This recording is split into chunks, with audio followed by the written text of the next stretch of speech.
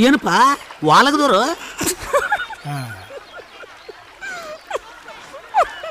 ಒಂಥರ ಹಂಗೆ ಅನ್ಕೊಳ್ಳಿ ಸರ್. ಹಿಂದ್ ಬಿಗಿ ಹಿಡಿದು ವಾಲ್ಗ ನಾವು ಮುಂದೆ ಒತ್ತುವುದು 50 ರೂಪಾಯಿ ಕೊಡ್ತೀನಿ. ತ್ರಿವರ್ಣ ಸ್ಪೆಷಲ್ಗೆ ಸ್ವಾಗತ. ನಾನು ಉಮರ್ ಫಾರೂಕ್. ಹಿರಿಯ ಹಾಸ್ಯ ನಟ, ಮಾಜಿ ಬಿಗ್ ಬಾಸ್ ಸ್ಪರ್ಧಿ, ಇದೆಲ್ಲಕ್ಕಿಂತ ಹೆಚ್ಚಾಗಿ ಕಲಿಯುಗದ ಕುಡುಕ ಅನ್ನೋ ನಾಟಕವನ್ನು ಕರ್ನಾಟಕದ ಮನೆ ಮನೆಗೆ ತಲುಪಿಸಿದ ರಾಜು ತಾಳಿಕೋಟಿಯವರ ಯುಗಾಂತ್ಯ ಆಗಿದೆ. ಬಾಲನಟನಾಗಿಯೇ ರಂಗಭೂಮಿಯಲ್ಲಿ ತೊಡಗಿಕೊಂಡಿದ್ದ ರಾಜು ತಾಳಿಕೋಟಿ ಆಮೇಲೆ ಸ್ವಂತ ನಾಟಕ ಕಂಪನಿಯನ್ನು ನಡೆಸ್ತಾ ಇದ್ದರು. ಅಸಲಿ ಹೆಸರು ರಾಜೇ ಸಾಬ್ ಮಕ್ತುಮ್ ಸಾಬ್ ಎಂಕಂಚಿ. ಫೇಮಸ್ ಆಗಿದ್ದು ಮಾತ್ರ ರಾಜು ತಾಳಿಕೋಟಿ ಅಂತ. ಇವ್ರ ಜೊತೆಗೆ ಒಂದೆರಡು ಬಾರಿ ಮಾತಾಡಿದ್ದೆ.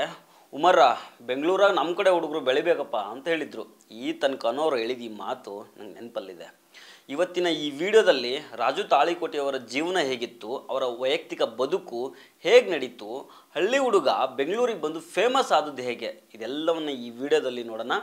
ಆದರೆ ಅದಕ್ಕೂ ಮೊದಲು ನೀವಿನ್ನೂ ನಮ್ಮ ಚಾನಲನ್ನು ಸಬ್ಸ್ಕ್ರೈಬ್ ಮಾಡಿಲ್ಲ ಅಂದರೆ ದಯವಿಟ್ಟು ಸಬ್ಸ್ಕ್ರೈಬ್ ಮಾಡ್ಕೊಳ್ಳಿ. ಹಾಗೆ ಈ ವಿಡಿಯೋವನ್ನು ಕಡೆ ತನಕ ಮಿಸ್ ಮಾಡದೆ ನೋಡಿ. ನೀನ ನೋಡು, ಹೋಗಿ ಹೋಗಿ ಇತ್ತ ಕುಡುಕ ಈ ಕುಡುಕು ನೀನ ಮದುವೆ ಮಾಡ್ಕೊ. ತಾವುಗಳು ಪಾಪ ಭಾಳ ಹಳೆ ರೌಂಡ್ ಗಟ್ರಗಳು ನೀವು.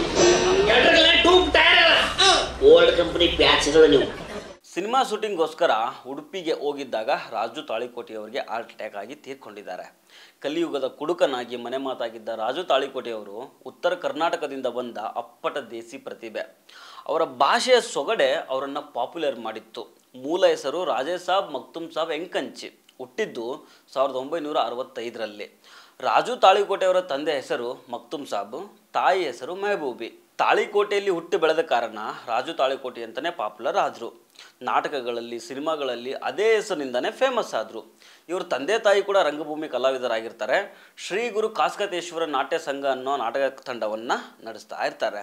ಶ್ರೀ ಗುರು ಕಾಸ್ಕತೇಶ್ವರ ಮಠದಲ್ಲಿ ರಾಜು ತಾಳಿಕೋಟಿಯವರು ಶಾಲೆಗೆ ಸೇರಿರ್ತಾರೆ. ಅಲ್ಲೇ ಬಾಲನಟನಾಗಿ ಅಭಿನಯ ಮಾಡ್ತಾ ಇರ್ತಾರೆ.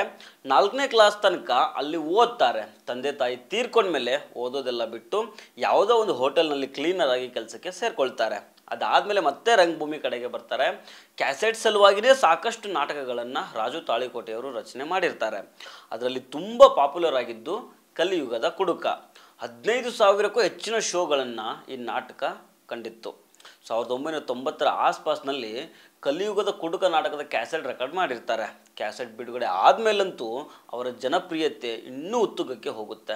ಇದರ ಜೊತೆಗೆ ಕುಡುಕರ ಸಾಮ್ರಾಜ್ಯ, ಅತ್ತಿಗುಡಿ ಲಕ್ಕವ್ವ ಸೇರಿದಂಗೆ ಬೇರೆ ಬೇರೆ ನಾಟಕ ಮಾಡಿಕೊಂಡು ರಾಜು ತಾಳಿಕೋಟೆಯವರು ಹಂತ ಹಂತವಾಗಿ ಬೆಳೀತಾ ಹೋಗ್ತಾರೆ. ರಂಗಭೂಮಿಯಲ್ಲಿ ಏನು ಹೆಸರು ಮಾಡಿರ್ತಾರೋ ಸಿನಿಮಾಗೆ ಬಂದಮೇಲೆ ಅದಕ್ಕಿಂತ 2 ಪಟ್ಟು ಹೆಚ್ಚು ಹೆಸರು ಮಾಡ್ತಾರೆ. ಲಕ್ಷಾಂತರ ಜನ ಅಭಿಮಾನಿಗಳನ್ನು ಸಂಪಾದನೆ ಮಾಡ್ತಾರೆ.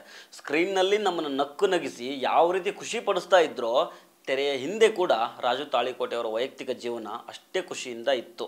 ಯಾಕಂದರೆ ತುಂಬ ಜನ ಕಲಾವಿದರನ್ನು, ಸಿನಿಮಾ ಆ್ಯಕ್ಟರ್ಗಳನ್ನು ನೋಡಿದ್ದೀವಿ. ಜನ ಕಂಡಿರೋ ರೀತಿ ಅವ್ರ ಬದುಕು ಇರೋದಿಲ್ಲ. 108 ಸಮಸ್ಯೆ, ಸಾವಿರಾರು ಸಂಕಟ ಬೆಂದು ಹೋಗಿರ್ತಾರೆ. ಆದರೆ ರಾಜು ತಾಳಿಕೋಟೆಯವರ ಬದುಕು ಹಿಂಗಿರಲಿಲ್ಲ. ಇವರು 2 ಮದುವೆ ಆಗಿರ್ತಾರೆ.